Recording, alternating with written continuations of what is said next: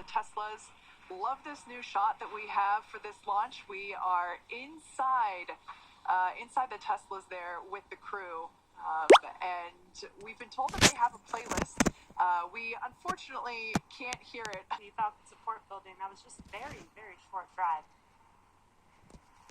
We got some great weather in Florida. The crew is making their way uphill, and towards the crest of that hill is Falcon 9 and Dragon awaiting them. This is a great drone shot of the facility and launch pad. Now, while we have this great view, I want to take a second to talk a little bit about the history, because this is hollowed ground that we're approaching here. Pad 39A is the launch pad where NASA sent the first humans to the moon, as well as the first ever Saturn V rocket launched from there. This is also a launch pad where the last Apollo mission launched from, Apollo 17. It was after the Apollo program ended, it was then refurbished for the space shuttle program, and the majority of space shuttle missions departed Earth from this launch pad, including the final space shuttle mission, Atlantis STS-135, in 2011. In 2014, SpaceX signed the lease agreement with NASA for this launch pad, and we then began to make safety and functional upgrades. So what you see there is the base of what used to be the fixed service structure from the shuttle days. So everybody might recall that iconic pad from the shuttle days, near and dear to my heart personally. And we did have to remove the rotating service structure portion of the pad for safety, and also it was just unnecessary for Falcon 9. But the bones of the fixed service structure are still there. What we see here is a view of the elevator shaft, and this is the same elevator shaft used these astronauts getting their first look at Falcon 9 on launch day. There it is. The famous lean back. Пытается посмотреть на ракету. Must be breathtaking for them. You can almost see the size of how, we're close up on the crew right now, but how far they have to lean back to look at the top of the vehicle. It's a shame they don't wander over and look at the business end of the Falcon 9. Kate, you're talking about the history of the pad. They built what's essentially a giant concrete structure on the 13-meter drop down to the bottom of the fire brick. So, that gives you an idea of what it takes to channel the nearly 2 million pounds of thrust. I just want to point out, it looked like we had a team lean back there. I don't think we've seen that yet.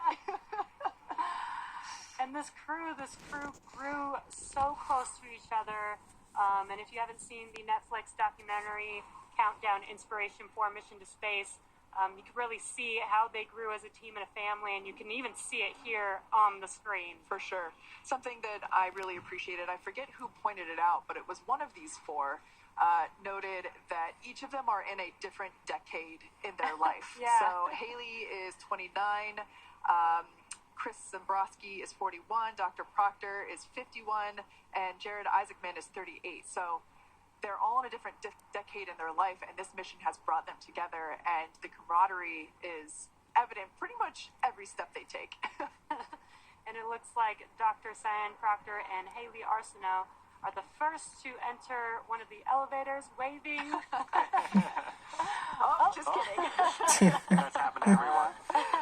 So they're going to take this elevator up to the 255-foot level. And so this elevator shaft is not marked by floor levels, but rather foot levels, ground. The exit of those elevators are there. And they will exit the elevators, and where shuttle crew, there they are, Dr. That's a Cyan fast Proctor. elevator. It really is. I've been in it a few times. You leave your stomach on the ground when it takes off. Yes, so Kate, you were mentioning some of sort of the guts, so to speak, are the same. The elevator is the same, minus some maintenance and needed maintenance. And so there's a phone at the fixed service structure as well. That is also the same phone that astronauts in the Apollo days would use to make their final phone call before boarding the vehicle. Of course. And when the Apollo crews would call home and say hello before hopping in their spaceship. Now it's less of a secret. But yeah, Andy, you're right. That's still the same phone. So what we see here is the crew kind of hanging out there on this level. And again, as I've mentioned throughout this, every step of this process is written into the procedure. So they actually put in time to make sure that they have time to call a family member or friend. Absolutely. So it looks like Chris and Jared have now gotten into the second elevator to space. This is the very first all-civilian crew to orbit, and exiting the elevator is Chris Simbrowski, the mission specialist, with Jared Isaacman, the commander of the mission today.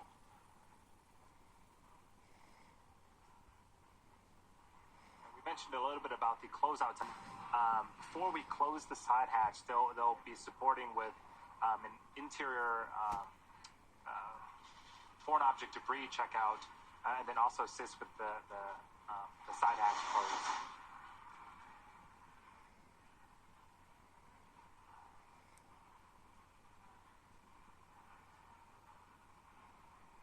We've been talking a lot about how the crew has been undergoing training since March, and actually egress training is part of it. The crew woke up about 4 hours ago, performed some medical checks. We saw them walk out of Hangar X, hopped into their Teslas, and made their way to the Falcon Support Building, where they donned the space suits that you see on screen right now, went up the elevator, went up a flight of stairs, and now they are making their way through the crew access arm. That is the corridor that you see on screen right now. And what a sight to see with them hugging as they're walking. Oh, they look so excited. So these are essentially the last steps that they will take on planet Earth for the next 3 days. Obviously taking a moment to enjoy the view, smell the roses if there were any. They're just absolutely excited and ecstatic.